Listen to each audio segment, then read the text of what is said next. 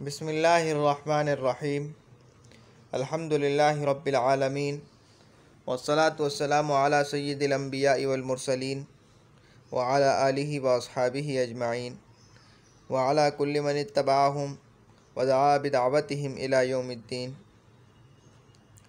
مرکب توصیفی، پہلے عبارت پڑھ لیتے ہیں کتاب کی، پھر اس کے بعد مختصر سی تشریح کی کوشش کی جائے گی۔ مرکب توصیفی وہ مرکب غیر مفید ہے جو دو اسموں سے مل کر بنے اور ایک اسم دوسرے اسم کی یا اس کے متعلق کی اچھی یا بری حالت بیان کرے، جیسے مرد عالم یعنی عالم مرد۔ مرکب توصیفی کے ایک جز کو موصوف اور دوسرے جز کو صفت کہتے ہیں۔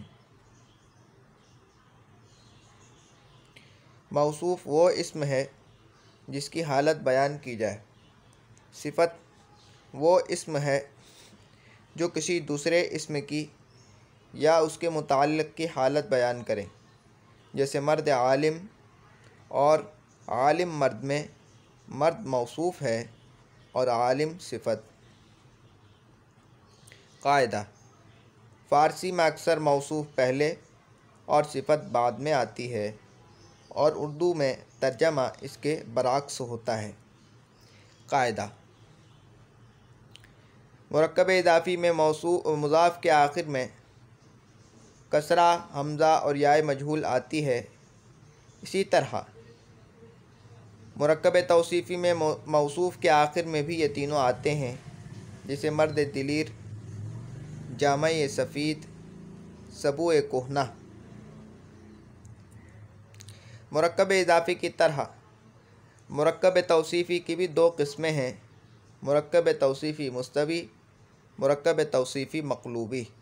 مرکب توصیفی مستوی وہ مرکب توصیفی ہے جس میں موصوف پہلے اور صفت بعد میں آئے اور موصوف پر علامت توصیف یعنی کسرہ، حمزہ یا یائے مجہول ہو، جیسے مرد عالم وغیرہ۔ مرکب توصیفی مقلوبی وہ مرکب توصیفی ہے جس میں صفت پہلے اور موصوف بعد میں آئے اور اس میں علامت توصیف نہ ہو، جیسے نیک مرد وغیرہ۔ قاعدہ: جمع کی صفت مفرد آتی ہے، جیسے زنان خوشخو، اچھی عادت والی عورتیں، اور ایک موصوف کی کئی صفتیں آ سکتی ہیں، جیسے خداوند بخشندہ و دستگیر۔ اب سمجھیں۔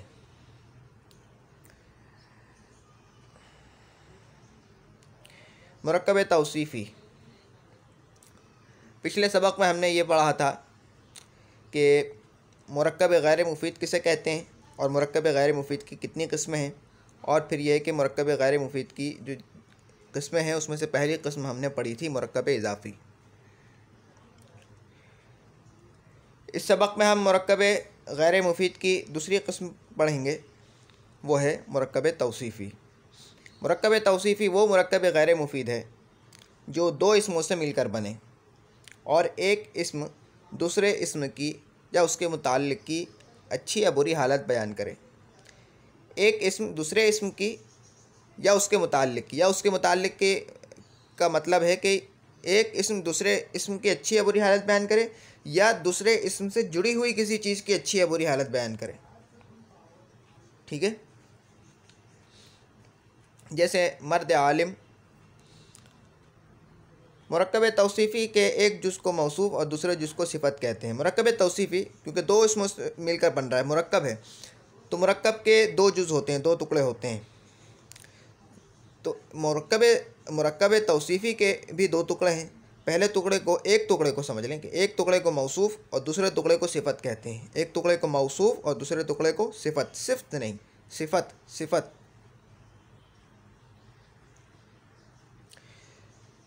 موصوف وہ اسم ہے جس کی حالت بیان کی جائے۔ اب آپ نے پڑھا کہ مرکب توصیفی وہ مرکب غیر مفید ہے کہ جو دو اسموں سے مل کر بنے اور ایک اسم دوسرے اسم کی حالت یا اس کے متعلق کی حالت بیان کرے، یعنی اچھی یا بری حالت بیان کرے یا اس کی علامت بتلائے، نشانی بتلائے۔ تو وہ اسم جس کی حالت بیان کی جائے وہ کون سا اسم ہے، اسے کیا کہتے ہیں؟ موصوف۔ یعنی وہ ٹکڑا مرکب توصیفی کا، وہ ٹکڑا کہ جس کی حالت بیان کی جا رہی ہے وہ تو ہے موصوف۔ اور صفت وہ اسم ہے جو دوسرے اسم کی یا اس کے متعلق کی حالت بیان کرے، جیسے مرد عالم اور عالم مرد میں مرد موصوف ہے اور عالم صفت، یعنی جو دوسرا ٹکڑا ہے مرکب توصیفی کا، اس دوسرے ٹکڑے کو کہتے ہیں صفت۔ اور وہ دوسرے ٹکڑے کا کام کیا ہے کہ وہ پہلے ٹکڑے کی اچھی یا بری حالت کو بیان کرتا ہے، اور جس کی اچھی یا بری حالت بیان کی جا رہی ہے وہ ہے موصوف۔ جیسے مرد عالم، جاننے والا مرد، اب یہاں مرد کی اچھی یا بری حالت بیان کی جا رہی ہے تو یہ موصوف ہے، اور عالم یہ ٹکڑا دوسرے ٹکڑے کی اچھی یا بری حالت بیان کر رہا ہے، یعنی اس کا عالم ہونا بتلا رہا ہے، تو یہ ٹکڑا صفت ہے۔ قاعدہ: فارسی میں اکثر موصوف پہلے اور صفت بعد میں آتی ہے۔ اردو میں ترجمہ اس کے برعکس ہوتا ہے۔ مثال کے طور پر اگر ایک یہ والی مثال لے لیں، مرد عالم، ٹھیک ہے، اب اس کا اردو ترجمہ کریں، جاننے والا مرد۔ اب دیکھیں صفت پہلے آ گئی اور موصوف بعد میں آ گیا، برعکس کا مطلب برخلاف۔ قاعدہ: جس طرح مرکب اضافی میں مضاف کے آخر میں کسرہ، حمزہ اور یائے مجہول آتی ہے، اسی طرح مرکب توصیفی میں موصوف کے آخر میں بھی یہ تینوں آتے ہیں۔ ہم نے یہ پڑھا تھا کہ پچھلے سبق میں کہ مرکب اضافی میں مضاف کے آخر میں علامت اضافت آتی ہے، اسی طرح مرکب توصیفی میں موصوف کے آخر میں علامت توصیفی، اسی کو علامت توصیفی کہیں گے۔ یعنی اگر وہ علامت مرکب اضافی میں آئے گی، یہ علامت مضاف کے بعد ہو تو اس کو علامت اضافی کہیں گے، اضافت کہیں گے، اور اگر موصوف کے بعد آ جائیں یہ علامتیں تو ان کو علامت توصیفی کہیں گے یا توصیف کہیں گے۔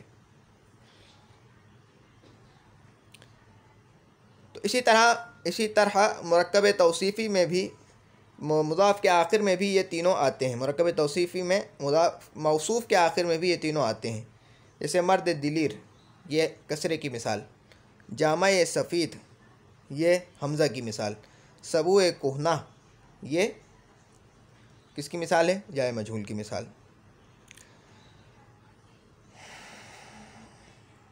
مرکب اضافی کی طرح مرکب توصیفی کی بھی دو قسمیں ہیں، یعنی علامت کے اعتبار سے، مرکب توصیفی مستوی، مرکب توصیفی مقلوبی۔ مرکب توصیفی مستوی وہ مرکب توصیفی ہے جس میں موصوف پہلے اور صفت بعد میں آئے، اور موصوف پر علامت توصیف یعنی کسرہ، حمزہ یا جائے مجہول ہو، جیسے مرد عالم وغیرہ، یعنی موصوف پہلے ہو اور صفت بعد میں ہو اور موصوف پر علامت توصیف ہو، ٹھیک ہے۔ مرکب توصیفی مقلوبی وہ مرکب توصیفی ہے جس میں صفت پہلے اور موصوف بعد میں آئے اور اس میں علامت توصیف نہ ہو، جیسے نیک مرد۔ اب یہاں صفت پہلے آ گئی اور موصوف بعد میں ہے، الٹ گئی ترتیب، اور علامت توصیف بھی نہیں ہے، تو اس میں ایسے مرکب توصیفی کو کیا کہیں گے؟ مرکب توصیفی مقلوبی۔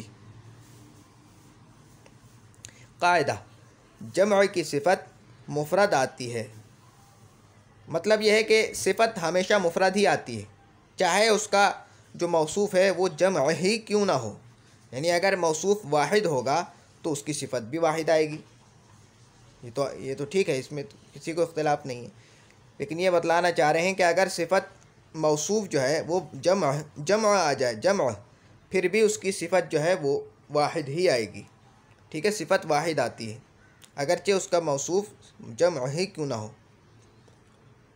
زنان خوشخو، اب یہاں دیکھیں موصوف جمع ہے اور اس کی صفت واحد ہے یعنی مفرد ہے، اور ایک موصوف کی کئی صفتیں آ سکتی ہیں، صفتیں آ سکتی ہیں، خداوند بخشندہ و دستگیر۔ اب یہاں موصوف ایک ہے خداوند، اور اس کی دو صفتیں آ رہی ہیں۔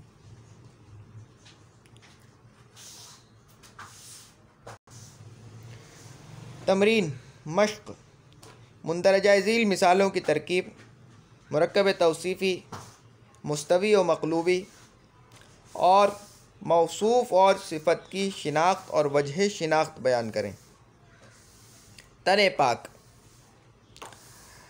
یہ مرکب توصیفی ہے، اور اس میں جو موصوف ہے وہ پہلے ہے اور صفت بعد میں ہے، اور موصوف پر علامت توصیف ہے۔ تو یہ کون سا مرکب توصیفی ہے؟ مستوی۔ آب پلید یہ بھی مرکب توصیفی مستوی ہے۔ قرآن مجید یہ بھی مرکب توصیفی مستوی ہے، اور یا یوں کہنے کہ یہ فق اضافت ہو گئی یہاں پر قرآن مجید۔ دانہ دیوبند یہ مرکب اضافی ہے، مرکب توصیفی نہیں ہے۔ چشمہ صافی یہ مرکب توصیفی مستوی ہے، علامت توصیف آ رہی ہے۔ وعد دل پسند یہ بھی مرکب توصیفی مستوی ہے۔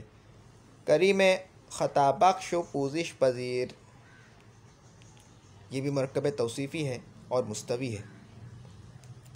اور یہاں اس بات کو کی طرف اشارہ ہے، وہی مثال دی گئی ہے کہ ایک موصوف کی کئی صفتیں آ سکتی ہیں، تو یہاں پر ایک موصوف ہے اور صفت اس کی دو ہیں۔ قرآن کلام خداست یہ بھی مرکب اضافی ہے، مرکب توصیفی نہیں ہے۔ مست قلندر یہ مرکب توصیفی مقلوبی ہے۔ تنگ دل یہ بھی مرکب توصیفی مقلوبی ہے۔ خلاصہ آج کے سبق کا یہ ہے کہ مرکب توصیفی وہ مرکب غیر مفید ہے جو دو اسموں سے مل کر بنے، یعنی مرکب توصیفی وہ مرکب غیر مفید ہے جس کے دو ٹکڑے ہوں، یعنی دو جز ہوں۔ ایک جز کو کہتے ہیں موصوف اور دوسرے جز کو کہتے ہیں صفت۔ موصوف وہ ٹکڑا ہے کہ جس کی اچھی یا بری حالت بیان کی جا رہی ہے، اور صفت وہ ٹکڑا ہے کہ جو موصوف کی اچھی یا بری حالت کو بیان کر رہا ہے۔ پھر یہ ہے کہ اردو ترجمے میں جو ہے پہلے صفت کا ترجمہ ہوتا ہے بعد میں موصوف کا، اور فارسی میں پہلے موصوف آتا ہے بعد میں صفت آتی ہے، اکثر ایسا ہوتا ہے۔ پھر یہ ہے کہ جس طرح مرکب اضافی میں مضاف کے بعد علامت اضافت آتی ہے، اسی طرح مرکب توصیفی میں موصوف کے بعد علامت توصیف آتی ہے، اور وہ تین ہیں: کسرہ، حمزہ اور یا مجہول۔ اور یہ آپ پوچھیں گے کہ کسرہ کب آتا ہے، حمزہ کب آتا ہے اور یا مجہول جب کب آتا ہے، یہ وہی ہے یہ تو ہم پہلے پڑھ چکے ہیں مرکب اضافی میں، ٹھیک ہے، کہ عموماً تو کسرہ ہی آتا ہے۔ پھر یہ ہے کہ اگر موصوف کے جو آخری حرف جو ہے وہ اگر ہائے غیر ملفوظ ہے، ہائے سکتہ ہو، تو پھر وہ کسرہ حمزہ سے بدل جاتا ہے، اور اگر موصوف کا آخری حرف جو ہے وہ الف ہو یا واو ہو تو پھر وہ یا مجہول سے بدل جاتا ہے۔ پھر حمزہ میں شرط یہ ہے کہ ہاں اگر آئے تو اس سے پہلے اگر الف ہے تو وہ الف تو پھر جو ہے ہاں علامت توصیف حمزہ سے نہیں بدلتی، وہ کسرہ ہی آتا ہے۔ پھر یہ ہے کہ علامت کے اعتبار سے مرکب توصیفی کی بھی دو قسمیں ہیں: مرکب توصیفی مستوی، مرکب توصیفی مقلوبی۔ مرکب توصیفی جس میں موصوف پہلے ہو، صفت بعد میں ہو اور علامت توصیف کے ساتھ ہو، ٹھیک ہے، اور مرکب توصیفی مقلوبی یہ ہے کہ صفت پہلے آ جائے اور موصوف بعد میں ہو، یعنی الٹ ہو جائے ترتیب، اور اس میں علامت صفت نہ ہو، جیسے نیک مرد وغیرہ۔ پھر آخری بات جو کہ یاد رکھنے کی ہے وہ یہ ہے کہ صفت ہمیشہ مفرد آتی ہے، چاہے اس کا موصوف جمع ہی کیوں نہ ہو، ٹھیک ہے، اور پھر یہ ہے کہ ایک موصوف کی کئی صفتیں بھی آ سکتی ہیں۔ اب تک کے لیے اتنا ہی۔ سبحانک اللہم و بحمدک، نشہد ان لا الہ الا انت، نستغفرک و نتوب الیک۔